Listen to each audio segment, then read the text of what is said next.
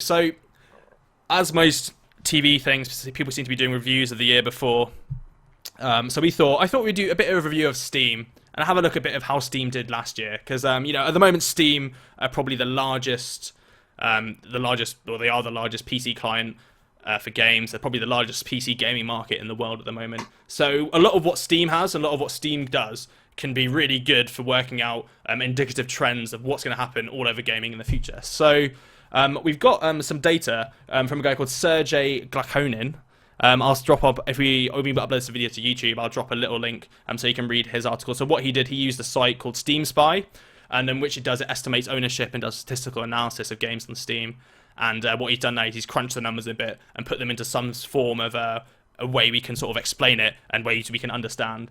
So Steam actually has had their best year in Steam ever. How many new games, Jack and Rob, do you think got released on Steam last year? Too many. Far too many.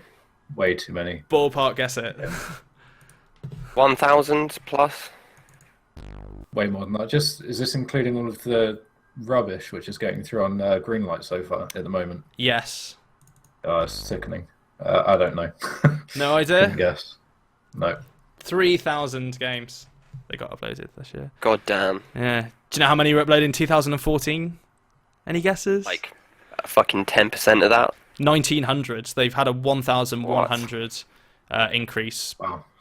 That is insane. Yep. Also, they've increased their concurrent users on average from 8 million to 12 million now. And In 1 year? In 1 year, yeah, they've gone up 4 million users. It's just pretty mad, isn't it? And yeah, they've also, I think they sold over 350 million games last year as well, which is pretty big. So if you start off, some quick data. So this last year exactly, there were 3,026 games uploaded on Steam. Average user score 75%. That's pretty good. Most of the games are good, apparently.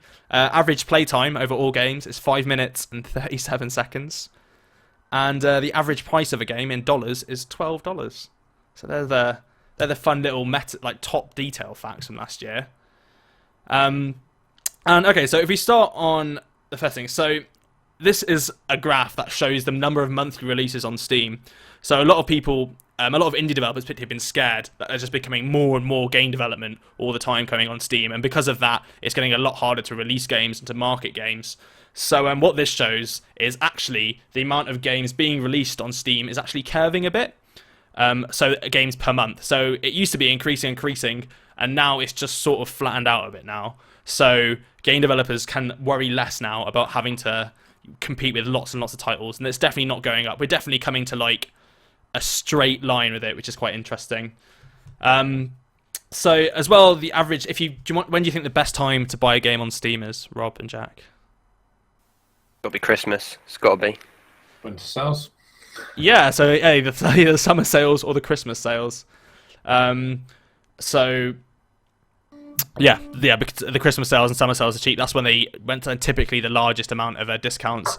Average discount in summer was about 50%, and then in the winter it was just above that. It's about in the mid 50s, which is a bit higher, which is interesting. And as well, the final bit of data here. Bing. So this is the top games estimated revenue on Steam. So the top two by a load were Grand Theft Auto 5 and Fallout 4, which absolutely dominated in all the sales charts, which is quite interesting. I think Elite Dangerous is there. The interesting thing to note that though is that out of all the top games, there's really only a handful of PC exclusive games and indie games. So typically we see the biggest sales come from the biggest games, which makes sense, I guess. Which it doesn't. Yeah, it makes sense really that we would have more from that. So what are the chat saying about Steam? Do people have different thoughts about it? It looks like they do. Rattlehead dislikes Steam for a lot of reasons. It'd be good to hear what those are. Cofulus. So Steam is awesome, though it's like Facebook but for games. I don't care about DRM. I just love Steam. I've been using it for so long. It's become my left hand now. Facebook for games. I guess that makes sense. See, that comparison kind of sums it all up to me. It's like, I love Steam. Fucking love it. I have over 340 games or some shit on that. But how do we know like it's good? Because we don't have an alternative. Like every time like you play Origin comes out, it's not got more games on it. Why would you bother? Why would you care? So Steam is like the only one, Yeah. and I just get really worried. Like, I don't think it's good for there to be like a single person running the market. Like I think that's the problem with Facebook. I think that's why Facebook is so hard to use, because they don't care about making a friendly user experience. They care about holding their audience and marketing ads to them and stuff and making money.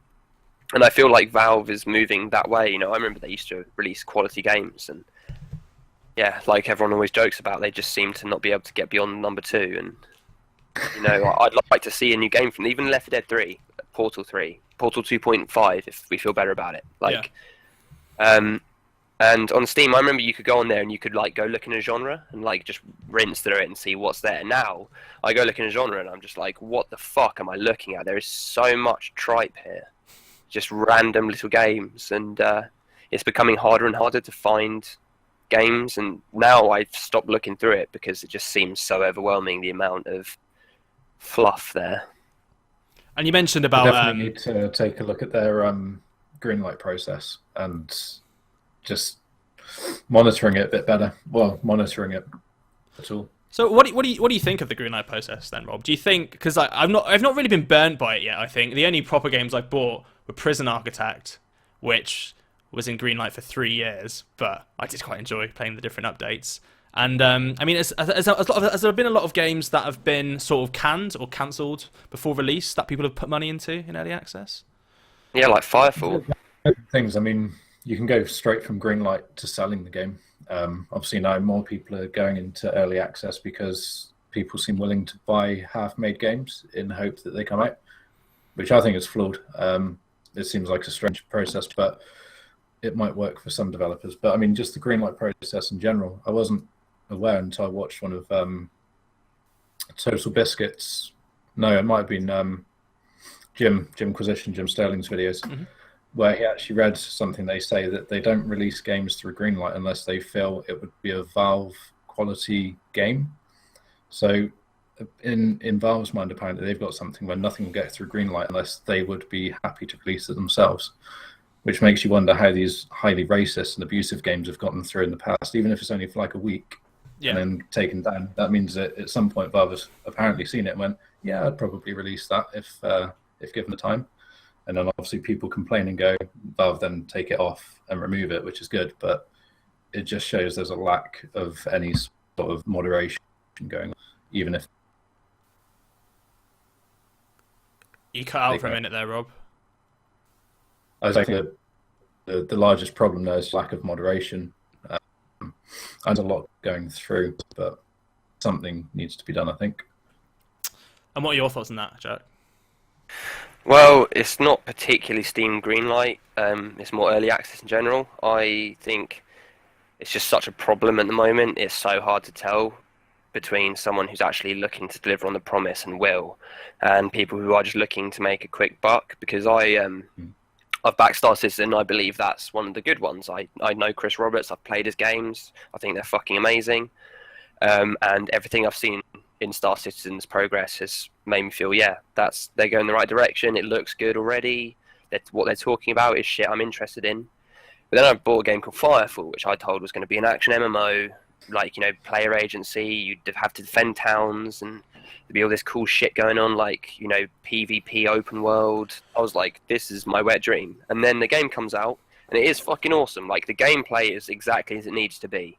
But the actual meta revolves around go to a place, drop a thing, just fucking defend it against waves for ages. That's it. Yeah. That's the game. Yeah. So then they start changing how you level up and changing how these abilities work. Like as if it's a released game already, just because they're listening. Because the problem is, the people who are giving you money are the people playing the game, and they're saying, well, I want the game to be like this. So you change it for them, and instead of actually progressing anywhere, you have a skeleton which you're just moving bones around in. It's like, no, I need a full fucking body. And now Firefall, I went back to it, it's like 3 years since I first gave them money. There's even less of a game now. There's not even PvP at all anymore. I mean, maybe they put it back in since I haven't played it in a long time, but that kind of shit, that really upsets me. And I think that, you know, it's just too easy to go, yeah, here's a game, it's going to be sick, people give you loads of money, and then you just piss off. Yeah. You But look at, what was that game, War Z? That was atrocious. it's I think it's definitely a double-edged sword. If you're going to release a system where people can release games out, I mean, if you look at like the use case for who it's made, where little Billy is sat in his home computer and he's made this little demo of a game that people want to play, and then luckily for him, millions of people will buy it, or maybe it's not millions, that's a lot, like hundreds of thousands of people maybe will buy it, and then from that money, he'll be able to then go and complete the development of his game. So I mean, you can see what it's made for and what it's there for, and the type of developers and people that are going to make games there. I mean, I don't think Steam. I mean, do we agree with the fact that Steam Early Access and Greenlight's there in the first place, or do you think it's something that should be removed? Because I think personally that for what we get from it, games like, for the couple of gems you have had from it, it is worth it. But I guess, Rob, from like a developer's perspective, do you think that it's worth the hassle? I think it's good, and I'm not against it. And kind of like what Jack was saying, no, I'm definitely not against it. I've played Starbound, which is still in early access, and that is more polished than some release games I've seen, and that's still in development, which is good.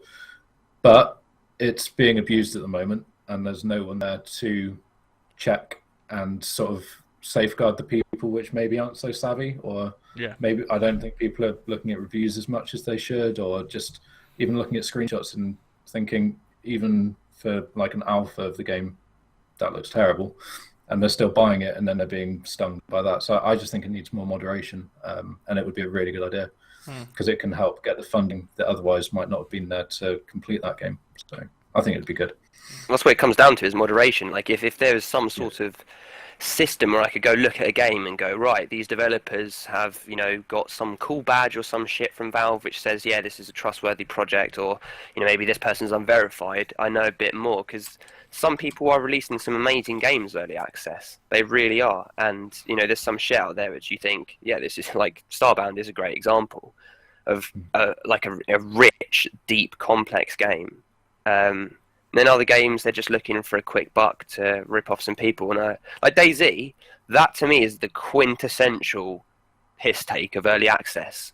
They offered you this gameplay experience, which to me at the time blew my mind. I was like, that's new. That, like, it felt new. Like the meta comes from player behavior. That's an infinite amount of gaming there. And then they were like, right, well, instead of actually fixing zombie pathing or zombies teleporting or random deaths when you go through a door frame, let's add in some hats and some different guns, and let's change the way this works. And actually, instead of finishing this game, we're going to make a standalone one, because no, we promise you boys, and we've already taken money from you, but this time, because it'll be its own engine, it'll work. Standalone comes out, it's got the exact same fucking problems, like the exact same. I went back and played DayZ about 6 months ago. I was in a building. I just got a gun, so it was like 3 hours or something I've been playing, and I just hear a zombie, and I look around, it's not there, and just see it fly past, just through the walls, just on again. And I was like, alright, try shooting it as it comes through, nope. And then, I've been hit, I'm bleeding, so I charge out of the building, it hit me once, charge out of the building. By the time I got to the bottom floor, my character passed out, and then I just had to watch my guy die slowly.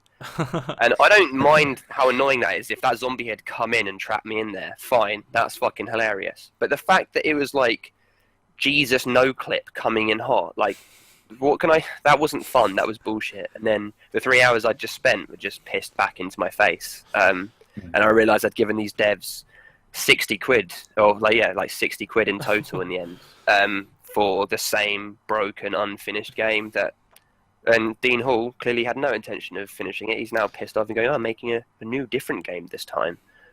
And that's what's wrong with it. But if you had moderation, someone watching them and actually seeing them, like, are you achieving your milestones? Are you actually developing the game? Are you going on the original roadmap, not just tweaking and trying to appease petty gamers who are playing it at the moment? I think it'd be fine. I think as well, I agree. I mean, yeah, with Steam growing up at the moment, that's not a lot of people, since the Christmas outage was had, but everyone could see other people's details because of like caching problems they had. There were quite a few articles criticizing Steam, saying as they're basically now the biggest game platform in the world, basically, and they now have a more they can't act like a small indie company. So when everyone's data was being shown everywhere and people didn't know whether they'd been hacked or not, they were quite quiet. And it definitely, we just spoke about how much money they're making. So their market was worth 3.5 billion last year, which is absolutely insane. And they definitely need to add more steps in, more moderation steps in, I think, to get green light, and just to make sure that, yeah, like you said, everything is working. I mean, as far as what were we just talking about? What was the game? DayZ. DayZ, yeah, brain dead. I keep saying Left 4 Dead. But yeah, DayZ. I feel kind of bad for them because they definitely gone off with the right intention of what they wanted to do. But yeah, they've absolutely. The problem is they decided to listen to their user base, and what people need to remember, and this is me talking about myself as well. Gamers are entitled, arrogant, petty, elitist scum, and we fucking kick off over anything. Like, we get so indignant, and every time they release something, someone would bitch about it, how it broke the meta and blah blah. They should have ignored that completely and continued developing. And like, to me, like, zombie pathing should have been top of the list. Like, the game is about zombies. Your zombies should work. That seems so simple. And whatever happened, they stopped fixing that. They never changed it, and the same problems continued. Yeah. And you can't play a zombie game with, like, half the time the zombies, like, you get a patch, you run around and be like, oh yeah, cool, zombies in this patch don't actually notice you anymore. So that's a bit of the point. Yeah. So if we were going to give Steam like 3 tips to improve on for 2016, I guess we'd say improve the green light system, with more moderation. What else? It's like open-faced PR, just try and gain back a bit of consumer goodwill. I think they are being a bit shady, EA-ish at the moment. Let people know when your shit's going down and what's happening, and that my account hasn't been hacked, and I'm not like terrified, like going, oh my god, some Russian guy's taking my account. And why Russian, Tim? That's very xenophobic. No, when I logged on to my Steam, I just saw Russian names. That's why I said Russian. It was nothing against the Russian people or Russia specifically. Or Russia. And I guess for a third thing, I don't know. They should probably I don't know. They've got a lot of games coming out now. Maybe improve the interface a bit. We didn't really talk about that. The interface is still pretty bad. Like, but they did an interface update like a year ago. You remember, where they kind of, the colours got a bit lighter and the edges were a little bit shaded. Watch out! Here we go. I do know that because there's one indie game. The Metro theme. The Metro theme. What's that? You can get skins for Steam. Make Steam look good. Yeah, just download Steam Metro theme. My whole world has just been shattered. I didn't know that either. There you go. You heard it here first. Yeah. Well, fine. Where can you get it done, Rob? I'll get a link for everyone. Yeah, post a link in the chat. There you go. You can change your Steam client. No more complaining now, I guess. You can then change the color scheme for it as well, which is good. That's good. Cool. It says when you go to this link, it says 404. I think that's just a joke. It's not actually a broken page. I actually wish they'd have a better way to sort through your games list, because I have so many fucking games now that, like, I have no way to, like, I want to be able to categorize them by genre, or not, I know it does that already, but like way more specific, like by tags that I would decide, not by the Steam. You can do that too. Wow. And just to let everyone know as well, I've got a message from Lord Felix above, who actually said there is also a game debate skin you can get as well. So we'll check that out on the video. If you're watching this on YouTube, we'll put a link down below where you can get the game debate skin as well. So that'd be quite cool. But yeah, I'll have to try that out when we get some more time to need to spend an evening with Steam and be like, look, I didn't know there was things I could do with you. I'll send there you go, that's the improvement points. They need to teach people how to use Steam. Yeah. Tell us stuff, please.